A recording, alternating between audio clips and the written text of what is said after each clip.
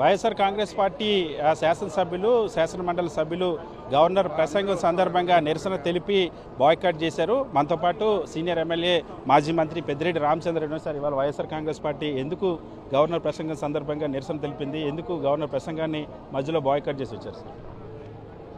ఏది కూడా ఈ ప్రభుత్వం ఇప్పటిదాకా ఈ 8 నెలల్లో చేసే ప్రతి పనిని కూడా గత ప్రభుత్వం విధ్వంసం ఇలాంటి పదాలతో ప్రతిపక్షాన్ని అవహేళన చేస్తూ ఉంది. మాకు మాట్లాడే అవకాశం కావాలా, మమ్మల్ని వైఎస్ఆర్ కాంగ్రెస్ పార్టీని ప్రతిపక్షంగా గుర్తించాలా, మా నాయకుడు శాసనసభలో మాట్లాడేదానికి అవకాశం ఇవ్వాలని చెప్పి మొదటి నుంచి కూడా మేము నిరసన వ్యక్తం చేస్తూ ఉన్నాం. కోర్టును ఆశ్రయించాం. అదేవిధంగా కోర్టుకు జవాబు చెప్పే పరిస్థితిలో కూడా స్పీకర్ కానీ ఈ ప్రభుత్వం కానీ లేని పరిస్థితుల్లో ఈరోజు కూడా గవర్నర్ ముందు ధర్నా చేసి ప్రతిపక్షాన్ని మీరు హోదాను మాకు ఇవ్వాలా, అదేవిధంగా ప్రజాస్వామ్యాన్ని మీరు పరిరక్షించాలా. ఈ ప్రభుత్వం అనేక అబద్ధాలు అబద్ధం చెప్పకుండా అధికారంలోకి వచ్చినప్పటి నుంచి కూడా మేమేం చేస్తూ ఉన్నామని ప్రజలకు చెప్పడం లేదు.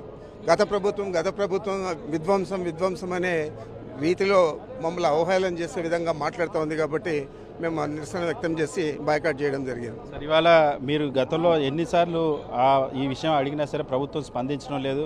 పిఎస్సిలో కూడా రాష్ట్ర చరిత్రలో ఎప్పుడు లేని విధంగా అధికార పక్షం నుండి పిఎస్సి చైర్మన్ పెట్టుకున్నారు. ఈ ధోరణి ఎందుకు ఈ ప్రభుత్వంలో కనిపిస్తుందట? మీరు చూశారు, గత శాసనసభ సమావేశాల్లో కూడా మామూలుగా ప్రతిపక్షానికి పిఎస్సి ఇచ్చేవాళ్ళు, పబ్లిక్ అకౌంట్స్ కమిటీ చైర్మన్గా. అది కూడా ఇవ్వకుండా వాళ్ళే పెట్టుకోవడం జరిగింది. ఇది ఎక్కడ కూడా భారతదేశంలో ఎప్పుడు కూడా జరగలేదు.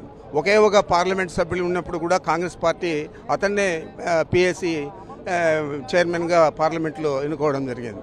మరి మనకు తెలిసి తాలిబాన్లు ఈ విధంగా పాటించకుండా చేస్తూ ఉన్నారు బయట దేశాల్లో. అయితే మన దేశంలో అయితే తెలుగుదేశం పార్టీ ఆ విధంగా చేస్తూ ఉంది. తాలిబాన్లకు తెలుగుదేశం పార్టీకి తేడా ఏం లేదు.